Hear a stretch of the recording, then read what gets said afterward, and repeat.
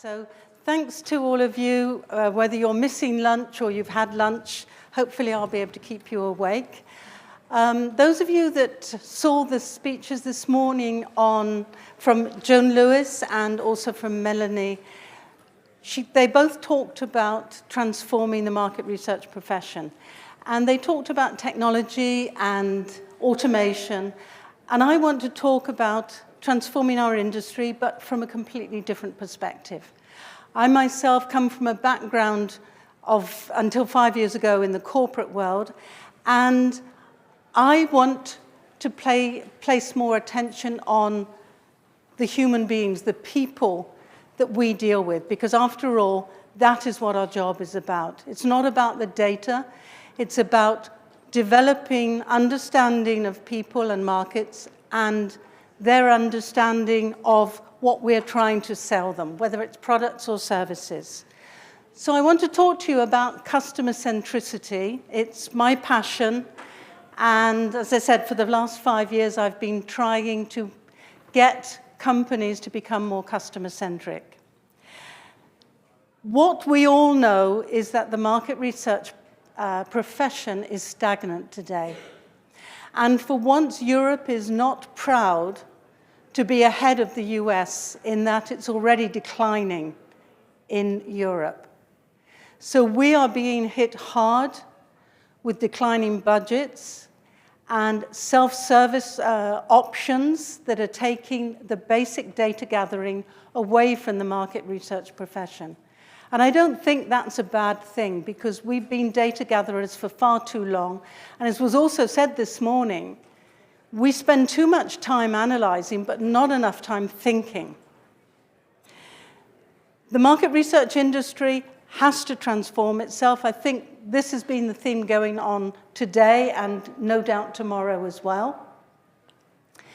And at least what we do agree with, although I see that Jeff presented 76% and I'm presenting 77% from the same GRIT report, the majority of us do agree that now is the time to transform a part or all of our business. However, almost 1 in 4 of us say they're not sure, or that in fact now is not the time. So if you're in that group of 23%, I would love to talk to you, because I'm definitely in that 77%. So I'd really like to understand your perspective and try to understand why maybe you think we're too early or too late, or that we're fine just the way we are. Because certainly over these 3 days, we're going to see a lot of innovative companies. And perhaps those are the ones that feel that they're not sure or they don't know, because in fact, they've already transformed their business. What we don't agree on, however, is how to change our business. Whereas on the client side, we're struggling to handle the amount of data that's flowing into organizations. On the supplier side, we're more interested in integrating technology. But technology can only help us to a certain extent. At the end of the day, we do need to analyze and make sense of all this information. And no longer can we poo-poo data that comes from other areas than market research, as we used to do about online research. It's not representative, etc. We can no longer do that. We have to integrate information from whatever sources they come. Marketing has become very much an art and a science. And what I find interesting from this Korn Ferry report is that the 2 most important skills for marketers are analytical thinking and customer centricity. So if we adopt a more customer-centric approach, we will have the 2 most important skills that are required for marketing in business today. And that is why I think it's important for us to do so. It also makes very good business sense. Those companies that became more customer-centric or improved their customer experience grew 3 times faster than the S&P index and a whopping 7 times faster than the laggards, those companies that did not place customer centricity or customer excellence at the heart of their business. And to confirm that, those companies that were the leaders, 91% of them had customer experience as a top 3 company objective. So therefore, it can't just be a project like any other that we just do for a little while. It has to be a company-wide project, ideally sponsored by the CEO. So in order to help you to become more customer-centric, I want to talk to you about 3 things that you can take back to the office and start doing today. And it will help both your clients and if you're on the supplier side, to become more customer-centric. The first is customer objectives. We're going to move from business objectives to customer-faced objectives. Secondly, improve our customer understanding. That might come as a surprise to you, but we're still not understanding our customers well enough or deeply enough. And the third is customer connection. So starting with customer objectives, my screen has just gone blank. Oh, there we are. What I mean by that, a typical objective we would have on the business side would be, what price should brand S be? If we turn that business objective into a customer objective, it would be, at what price does our target audience value the brand at? What price would they be willing to pay? Taking it from the customer perspective, we've gone from price to value. It makes our job as researchers much easier because we know we have to look at value and not just a price. And I am very surprised when I go into clients how many are still using a cost-plus basis for their pricing model. Another example, how can we grow the market share of brand A? I think that's something that we're all faced with on both sides. That could become, how can we attract consumers from competitor brand X who were looking for a low-sugar carbonated soft drink?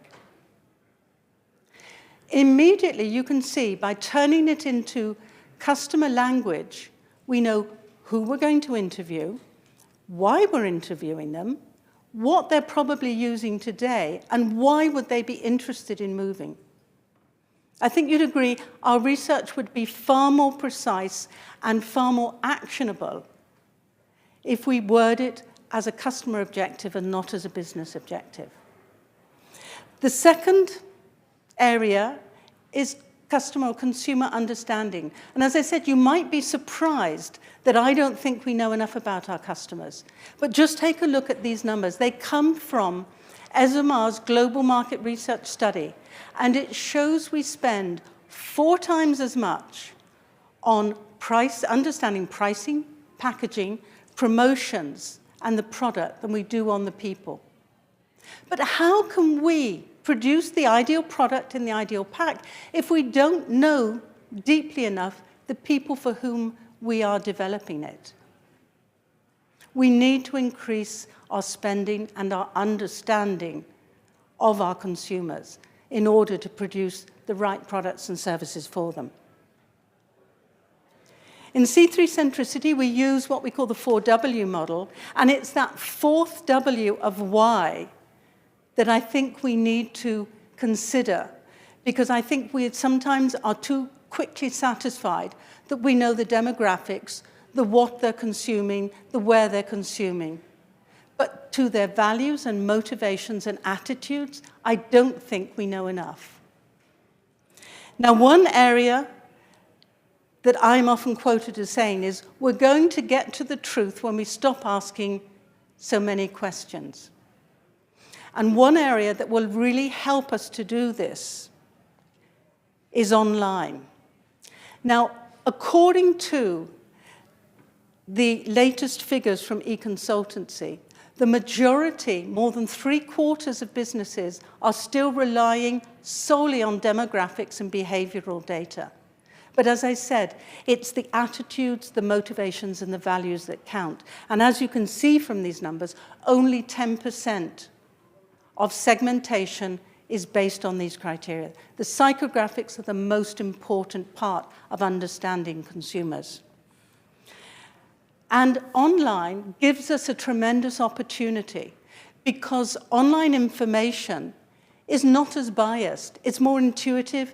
It's what consumers are thinking and feeling. And especially search, even more than social media, provides us with what interests our consumers. And I'm lucky enough to work on the largest global database of both search and social media in all languages and from all countries. It's not just Google, it's not just Bing, it's not just Yahoo. We have all the major search engines, and I can tell you the things you learn about what people are looking at. I saw this morning several people were talking about Google. Search provides a wealth of information. The third area I want to talk about is customer connections. Again, it was mentioned this morning, we're not doing enough of it. We have to get out and talk to our consumers, not just in market research, but in all other areas. If you're on the supplier side, listen into your clients' care centers. Go shopping and bring your colleagues along and your clients to actually watch consumers. We don't do enough of it. And ideally, become the customer. I have a couple of examples here from my time in Nestlé. The first one is from infant formula. As you see, it's a tin, airtight, and protects from the light because the powder milk powder is very sensitive to both light and humidity. It was owned, we didn't have many complaints from our consumers. However, when we got the brand managers to become consumers, they became parents. Now, what happens when a baby is hungry? They scream. What do you do to stop them screaming? You pick them up. Try and open that tin with one hand. Impossible. We never had any complaints because consumers went to a different product. This is what we did. It still had a flip-top metal top, but we had the plastic put on the top so they could flick it off with a finger or a thumb. The other example, not so great. This is how the salad sauce was like from Mövenpick. We changed the titles and the labels slightly, but the big change we made was on the screw top. We wanted, because Mövenpick is a premium product, we wanted to make it more premium looking. So it had a pourer inside. But because they wanted to keep the same size of the lid, they put this tiny little lip on it so you could open it. But when you wash your salad and you're peeling your cucumbers, etc., your hands are wet. Impossible to open it with wet hands. So people change brands, or they might unscrew it. But then why pay a premium for a pourer if you can't use it? So those are just 3 ideas: customer objectives, customer understanding, customer connection. Can you put your fingers up like I've got and like the guy's got, the little boy? How many of you have got your thumb underneath your finger? Most of you probably are doing it like me.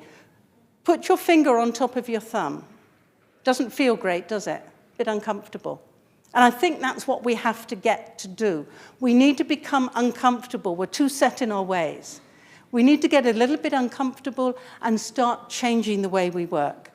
And if you take nothing else back, take this one question back to your office. Every decision you take, ask yourselves, what would our customers, consumers, clients think of the decision we make? If they wouldn't be happy with it, we shouldn't be doing it.